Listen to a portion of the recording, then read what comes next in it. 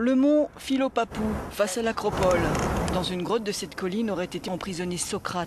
Aujourd'hui, à ce même endroit, d'autres grottes servent d'abri de fortune aux plus démunis d'Athènes.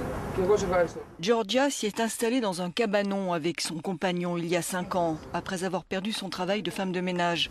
Elle y entasse toute sa vie, en attendant de jours meilleurs. Si je trouve un travail, dit-elle, je partirai d'ici. J'aurai une maison où je pourrai vivre dignement. Je veux pas un palais, juste une chambre. Aujourd'hui, je suis allée au marché et j'ai trouvé de la nourriture dans les poubelles. Et je ne suis ni la première ni la dernière à vivre comme ça. De nombreuses familles sont dans mon cas.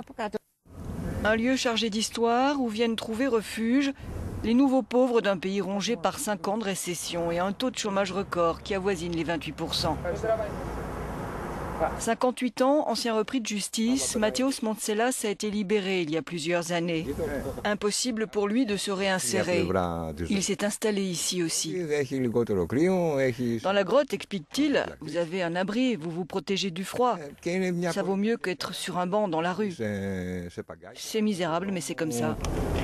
Il y aurait aujourd'hui quelques 22 000 sans-abri à Athènes, selon les ONG, un tiers de plus qu'en 2009. De plus en plus de familles, de jeunes, de retraités que les mesures d'austérité rendent précaires et incapables de payer un loyer. Assainir les finances publiques par des réductions drastiques des dépenses, c'est la priorité du gouvernement grec cette année, explique notre correspondant. Mais le prix à payer est élevé. Les sans-abri installés dans l'ombre de l'acropole veulent retrouver un emploi et ils le répètent, leur droit à vivre dans la dignité.